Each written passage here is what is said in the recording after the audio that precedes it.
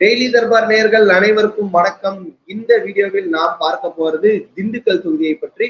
40 தொகுதிகளுக்குமான mega exit போல் சர்வேயை நாம் பார்த்துக் கொண்டிருக்கிறோம். பல தொகுதிகளை திமுகவுக்கு ஆதரவாக சொல்லியிருக்கிறோம், பல தொகுதிகளை பாஜகவுக்கு ஆதரவாகவும், சில தொகுதிகளை அதிமுகவுக்கு ஆதரவாகவும் நாம் சொல்லியிருக்கோம். அந்த வகையில் திண்டுக்கல் தொகுதியை பொறுத்த வரைக்கும் நம்ம ப்ரீ அனாலிசிஸ்ல சொல்லியிருக்கோம். இந்த தொகுதியில் திமுக நிற்காதது அவர்களுக்கு ஒரு இழப்பு அப்படின்னு சொல்லியிருக்கோம். காரணம் என்னவென்றால் திமுக சிபிஐ அவங்களுடைய கூட்டணி கட்சியான கம்யூனிஸ்ட் பார்ட்டி ஆஃப் இந்தியாவுக்கு கொடுத்திருக்கிறாங்க.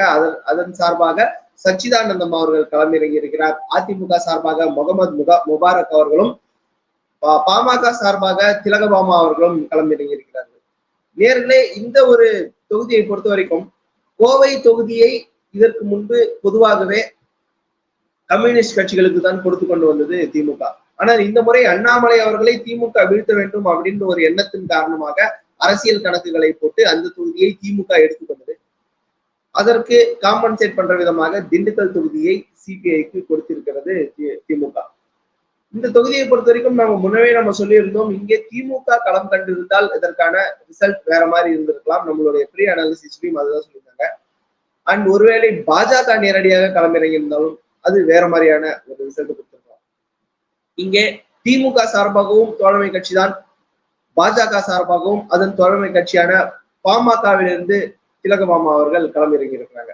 சோ இரண்டு கூட்டணி கட்சிகளையும் சமாளிப்பது இந்த இடத்தில் அதிமுகவிற்கு சாதகமாக போய்விடுவது. முபாரக் அவர்கள், சிபிஐ கட்சியை சார்ந்த முபாரக் அவர்கள் ஏற்கனவே திருச்சியில் நடந்த அதிமுக மாநாட்டில் முபாரக் அவர்கள் ஒரு பயங்கரமான ஸ்பீச் எல்லாம் பேசி அதிமுக கூட்டணி எவ்வளவு வலுவாக இருக்கிறது அப்படின்னு அவர் பேசி முபாரக் அவர்களுக்கான ஒரு செல்வாக்கு அப்படின்றது அங்கே உயர்ந்தது. இதெல்லாம் அடிப்படையாக வைத்து கம்யூனிஸ்ட் கட்சியையும் பாமகவையும் வீழ்த்துவது அதிமுகவுக்கு சுலபமாக இருக்கும் அப்படின்னு தான் நம்ம ப்ரீ அனாலிசிஸே சொல்லியிருந்தோம். எக்ஸிட் போலிலையும் கிட்டத்தட்ட அந்த தகவல்கள் தான் நமக்கு உறுதியாகின்றன.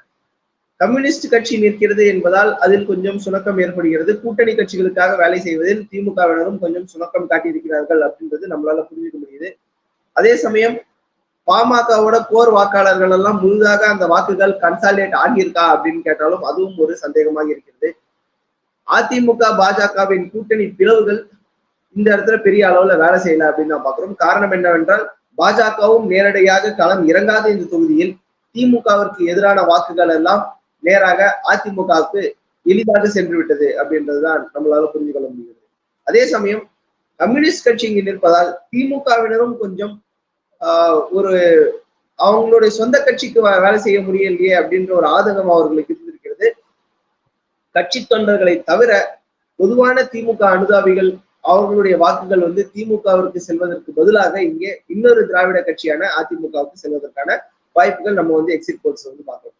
இதன் காரணமாக அதிமுகவின் முகமது முபாரக் அவர்கள் வெற்றி பெற்று நாடாளுமன்றம் செல்வதற்காக மீண்டும் அதிமுகவிற்கு ஒரு தொகுதி கிடைப்பதற்கான வாய்ப்பு இங்கே இருக்கிறது. இங்கே முக்கிய காரணமாக நம்ம சொல்ல விரும்புவது அதிமுக பாஜகவின் வாக்குகள் பிளவு எதுவுமே கிடையாது. ஒருவேளை இங்கே பாஜக நின்றிருந்தால் அந்த வாக்கு பிளவு அப்படின்றது கம்யூனிஸ்ட் கட்சிக்கு ஒரு சாதகமாக இருந்திருக்கும்.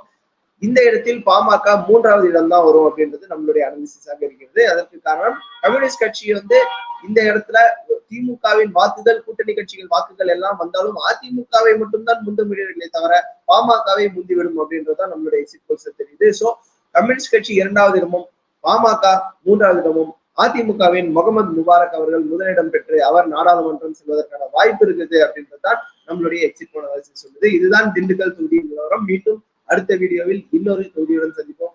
நன்றி.